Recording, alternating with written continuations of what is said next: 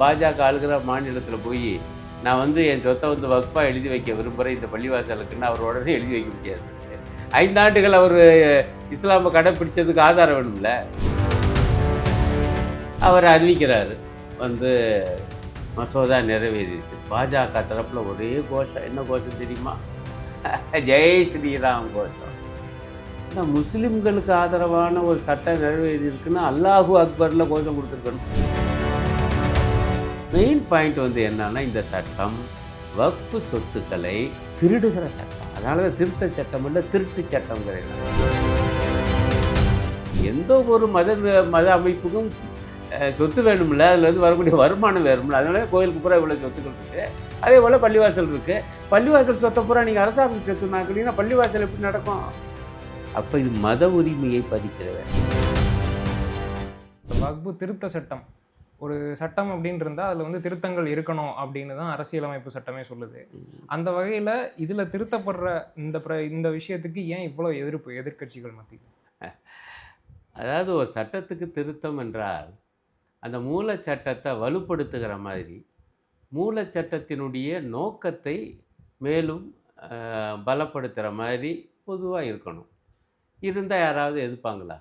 வக்ஃபு சட்டம் 1995 இருக்கு. அதில் 2013 ஒரு திருத்தத்தை கொண்டு வந்தாங்க.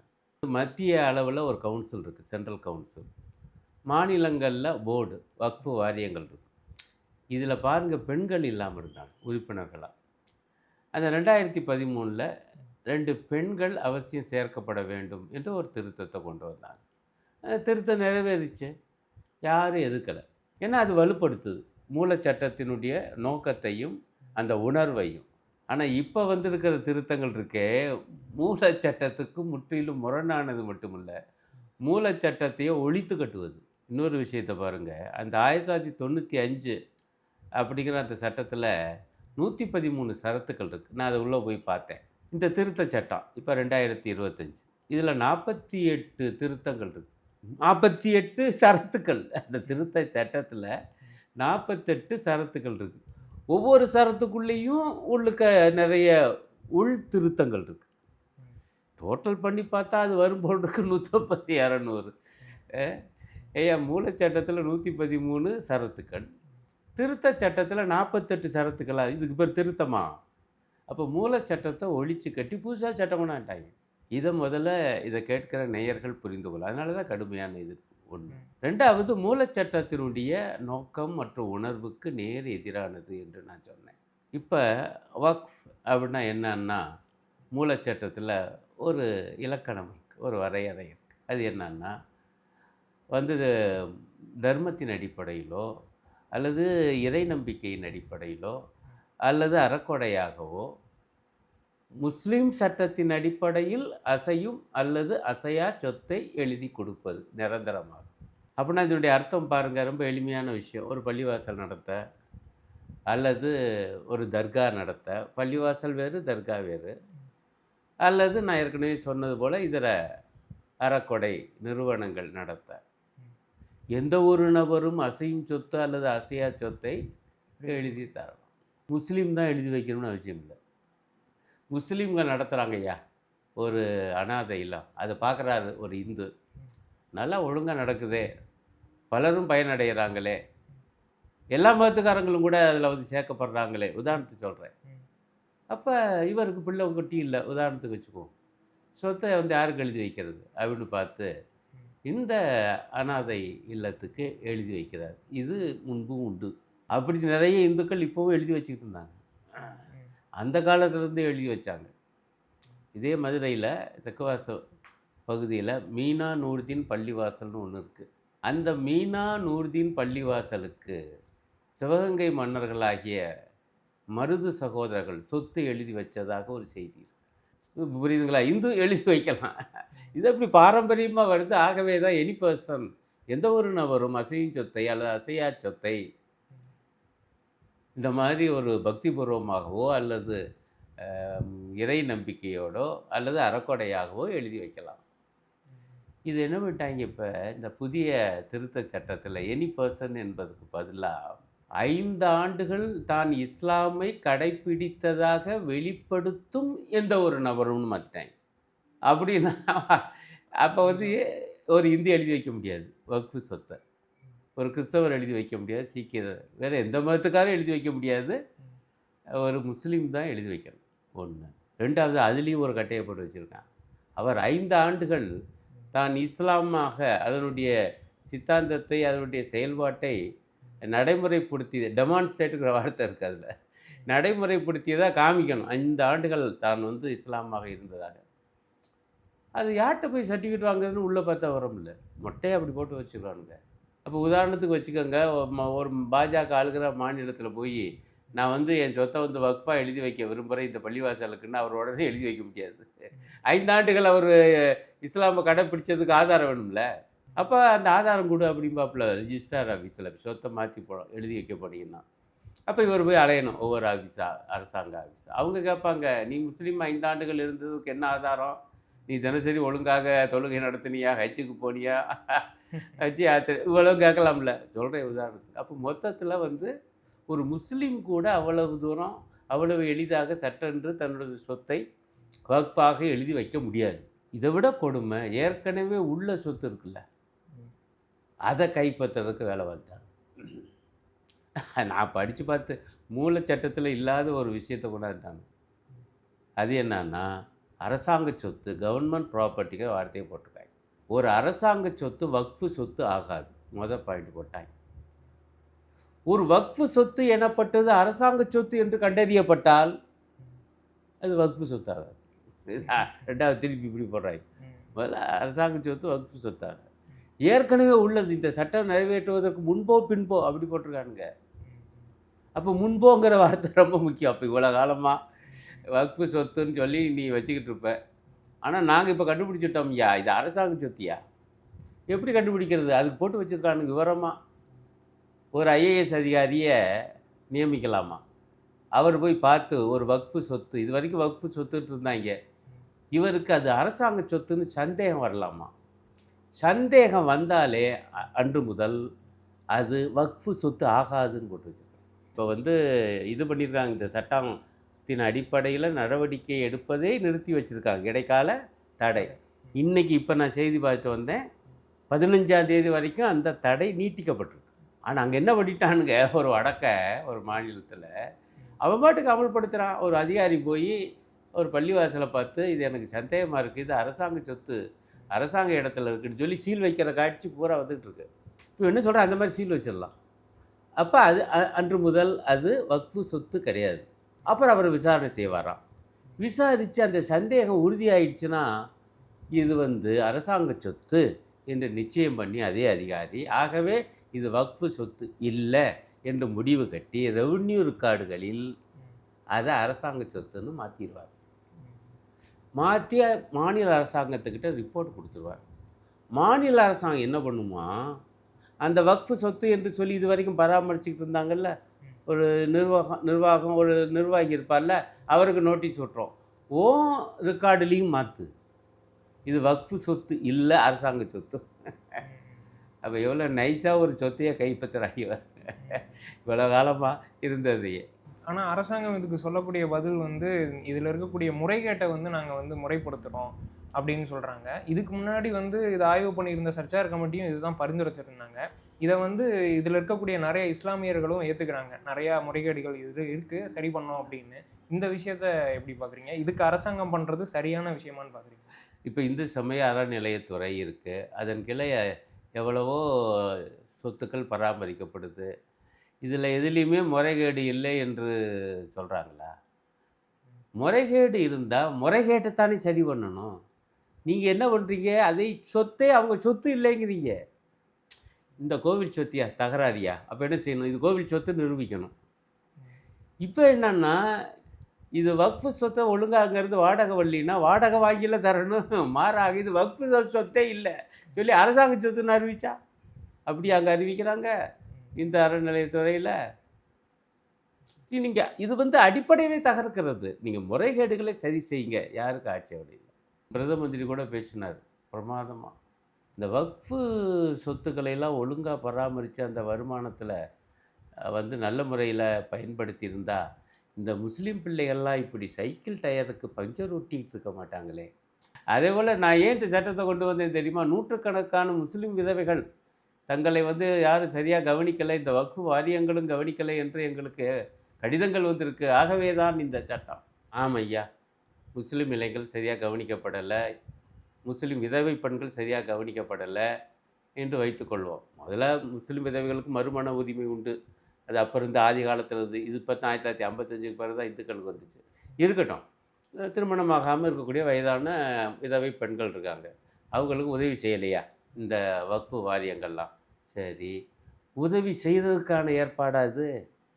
நீங்கள் இதுவரைக்கும் முஸ்லீம் சொத்தாக இருந்ததை, வக்ஃபு சொத்தாக இருந்ததை அரசாங்க சொத்துன்னு மாற்றி விட்டீங்கன்னா அது என்ன ஆகும்? அனைத்து இந்தியர்களுக்கு போய் சேருமே ஒழிய முஸ்லீம்களுக்கு மட்டும் போய் சேருமா? முஸ்லீம் இளைஞர்களுக்கு போய் சேருமா? முஸ்லீம் விதவை பெண்களுக்கு அதிலிருந்து உதவி செய்ய முடியுமா? அரசாங்கம்ல எடுத்துகிட்டு போயிடுதே. எப்படியாப்பட்ட மோசடிவாதம் இந்த நாட்டு பிரதம மந்திரி பேசியிருக்கார். இந்த கைப்பற்றுறதுக்கு என்ன வேலை அடுத்து பண்ணுறான்னா, இந்த சந்தேகத்தை உருவாக்குறதுக்கு இந்த வக்ஃபு சொத்துக்கள் அனைத்தையும் இன்னும் 6 மாதத்துக்குள் அவ்வளவையும் கணினியில் ஏற்ற சொல்கிறான். டேட்டா பேஸில் ஒரு ஏற்று அப்படிங்கிறான்.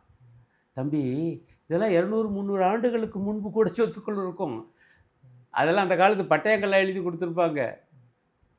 அந்த காலத்தில் கல்வெட்டுகளாக கூட இருந்திருக்கலாம் சிலது. பெரும்பாலும் பட்டயங்கள் உருவாயிருச்சுன்னு வச்சுக்கோங்க, முகலாயர் காலத்திலேயே. இப்போ அங்கேருந்து நீங்கள் பாருங்கள், இப்போ திப்பு சுல்தான் எழுதி வச்சாருன்னு என்னென்னமோ சொல்கிறாங்க நிறைய. அவர் இந்து கோயிலுக்கு எழுதி வச்சுருக்காரு, அவரை பற்றி தவறாக பிரச்சாரம் பண்ணுறாங்க. ஆனால் பள்ளிவாசல்களுக்கும் தர்காக்களுக்கும் முஸ்லீம்கள் நடத்தக்கூடிய இந்த மாதிரியான சேவை நிறுவனங்களுக்கும் இந்து ராஜாக்களும் எழுதி வச்சுருக்காங்க, முஸ்லீம் ராஜாக்களும் எழுதி வச்சுருக்காங்க, இந்து பணக்காரர்களும் எழுதி வச்சுருக்காங்க, முஸ்லீம் பணக்காரர்கள் எழுதி வச்சுருக்காங்க 300-400 ஆண்டுகளுக்கு முன்பே.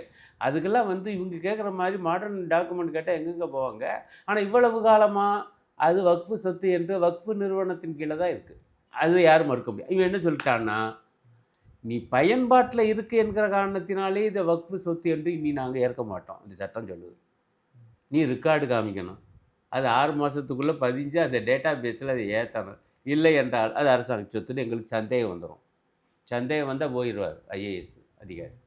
கைப்பற்றலுக்கு அடுத்து மிக முக்கியமான வேலை என்னன்னா, அந்த சென்ட்ரல் வக்ஃபு கவுன்சிலையும் சரி, மாநில வக்ஃபு போர்டுகளையும் சரி 2 முஸ்லீம் அல்லாதவரை உறுப்பினர்களாக சேர்க்கணும். இதெல்லாம் சேர்த்து வச்சு பாருங்க.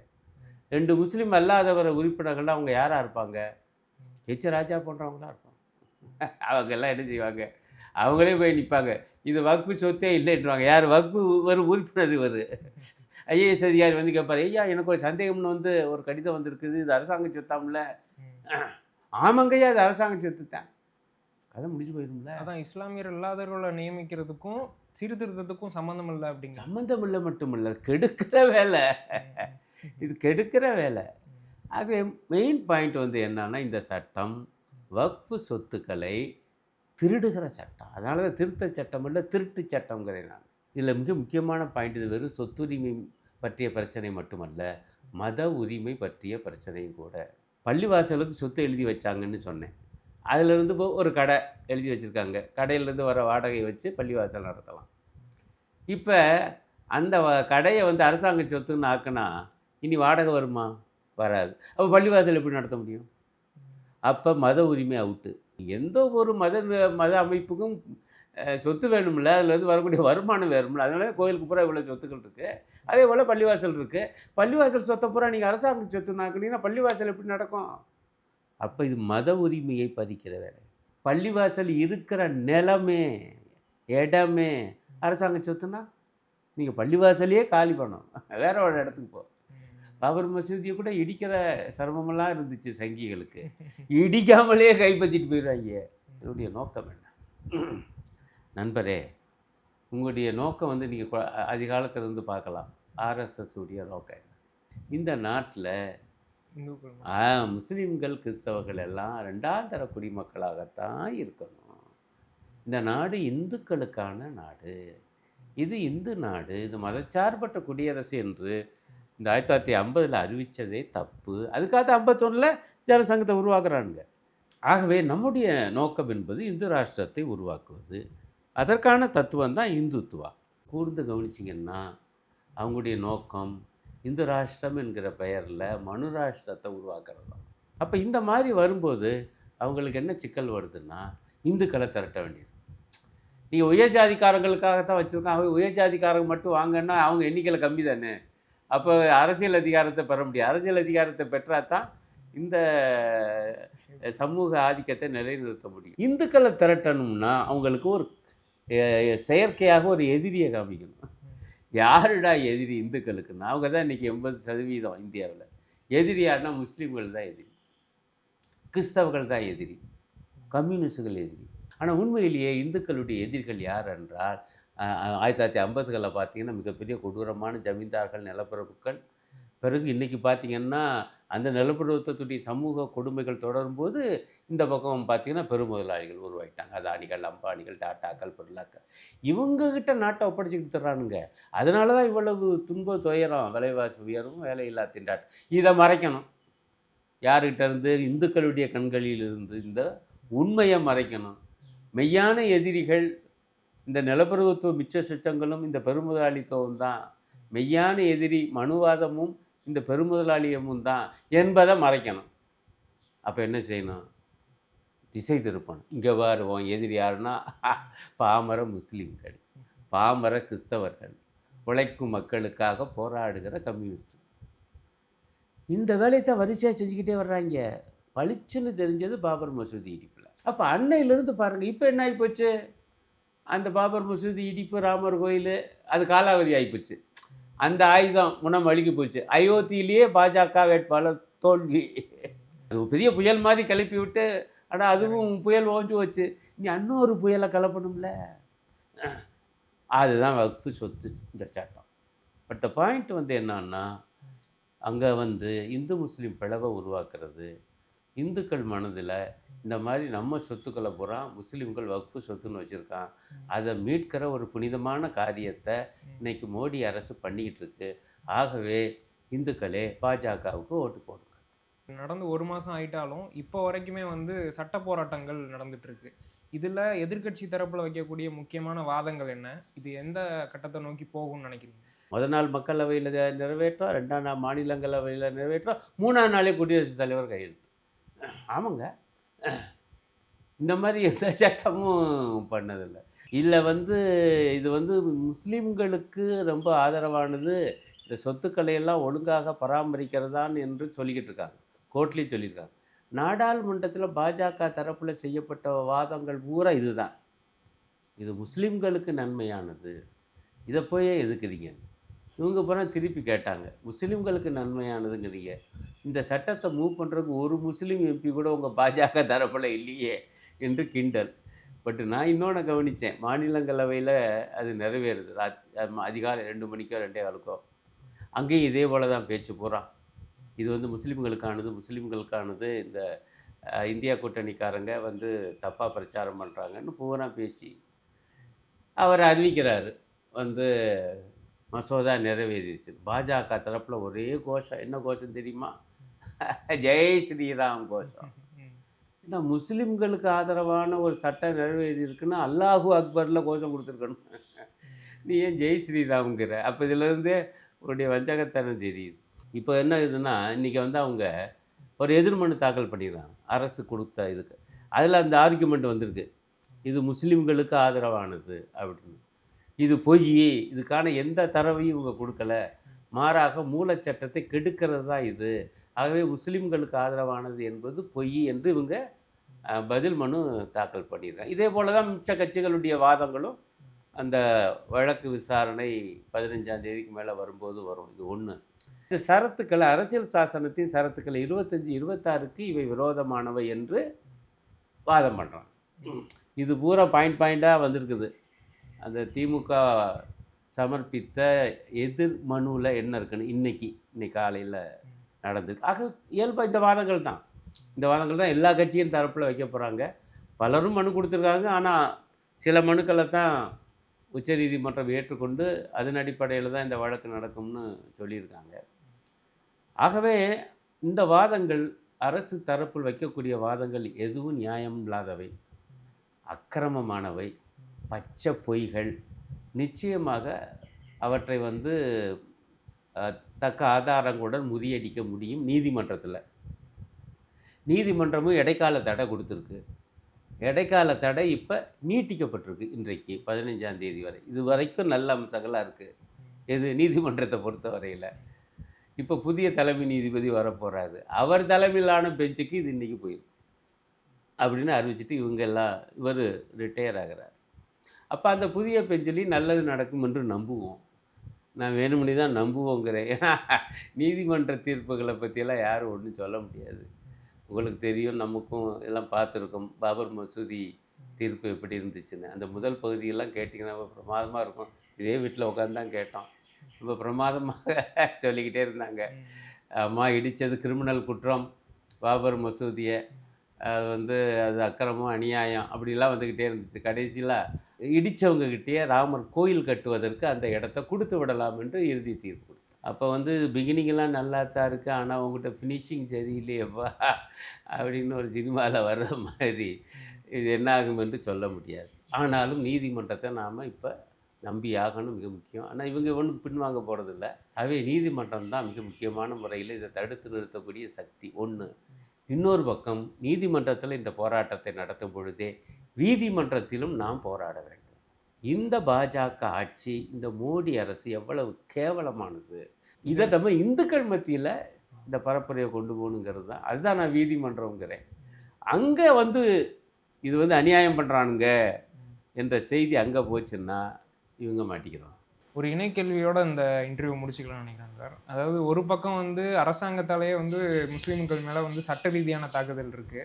இன்னொரு பக்கம் ஒரு பொய் குற்றச்சாட்டுகள் நடந்துட்டு இருக்கிறத பார்க்க முடியுது. நேற்று மதுரை ஆதீனம் பேசியிருக்கிற விஷயம் இஸ்லாமியர்கள் மீது தொப்பி வச்சுருந்தாரு, தாடி வச்சுருந்தாரு அப்படிங்கிற மாதிரி பேசியிருக்காரு. இதை எப்படி நினச்சி பார்க்குறீங்க? எனக்கே முதல்ல ஒன்றும் புரியலை. அவர் பாட்டு சொல்கிறார், இடிக்க வந்தாங்க, இந்த மாதிரி அவர் தொப்பி வச்சுருந்தாரு, அப்புறம் தாடி வச்சுருந்தாரு. நிருபர்கள் கேட்குறாங்க, என்னங்கய்யா நீங்கள் புகார் கொடுக்கலையான்னு. அவருடைய உடல் மொழியை நீங்கள் பார்க்கணும். பார்த்தீங்களா? அப்படியே கிண்டலாக பேசுகிறாரு. நான் கொடுத்த என்ன பிரயோஜனம், நீங்கள் எல்லாம் சிறுபான்மையர்களுக்கு தானே எல்லாம் அப்படின்னு கிண்டலாக உடம்பு பூரா அப்படி ஆட்டுது. எவ்வளவு வன்மமும் வெறித்தனமும் இருந்தால், பிரமத வெறுப்பு இருந்தால் இந்த மதுரை ஆதீனம் இப்படி இருப்பார். இவருக்கு பக்கத்தில் இருக்கிறவங்க எல்லாருமே இந்து முன்னணியுடைய முன்னாள் நிர்வாகிகள்னு வேற இப்போ செய்தி வந்துட்டு இவர் பாட்டுக்கு அடிச்சு விட்றாரு. கடைசியில் அந்த சிசிடிவி கேமராவில் அதை பார்த்த பிறகு அது பாட்டுக்கு ஒன்று வருது, இவர் வண்டி நேராக இப்படி போகுது, இது இப்படி வருது, இவர் தான் உழைச்சிட்டு நேராக அங்கே போய் நின்று அப்புறம் வண்டி நிப்பாட்டி திரும்ப வர்றாப்புல. கூலாக அதில் 2 பேர் இருந்தாங்க, தொப்பி போட்டுருந்தாங்க, தாடி பக்கத்தில் பார்த்து கேட்குறாரு, போதுமானு கேட்குறாரு. தொப்பி வச்சுருக்காங்க, தாடி பிளேட் வேறு இல்லை அப்படிங்கிற மாதிரி. அப்புறமேல இல்லை அப்புறம் இன்னொருத்தர் மைக்கு பிடிக்க அவராக என்னென்னமோ. அப்படி என்றால் என்னுடைய நோக்கம், ஒரு இந்து சன்னியாசியை முஸ்லீம்கள் திட்டமிட்டு கொன்று விட்டார்கள் அல்லது கொல்ல பார்க்கிறார்கள் அப்படிங்கிற ஏகப்பட்ட அந்த பக்கம் அப்படிலாம் பண்ணியிருக்காங்க. இப்போ இங்கேயும் அதே மாதிரி ஒரு கொல்ல முயற்சி, மதுரை ஆதீனத்தை இந்த மாதிரி முஸ்லீம் தீவிரவாதிகள் கொல்ல முயற்சி அப்படின்னா மதுரை பற்றிக்கிட்டு கிளம்பும். மதுரை என்னமோ குதி வைக்கிறானுங்க. விஷயம் இவ்வளோதான். ஆரம்பத்தில் சொன்னதான், மனுராஷ்டிரத்தை இங்கே உருவாக்குவதற்காக முஸ்லீம்களை எதிரிகளாக கட்டமைக்கிறார்கள். அது எந்த வடிவத்தில் வேண்டுமானாலும் வரலாம். அது பாபர் மசூதியிலிருந்து சிக்கந்தர் தர்காவிலிருந்து கடைசியாக மதுரை ஆதீனம் வரைக்கும் அது எந்த வடிவமும் எடுக்கலாம். எந்த வடிவத்தில் வந்தாலும் எதிரியை நாம் சரியாக அடையாளம் கண்டுகொள்ள வேண்டும். பதிலுக்கு நன்றி.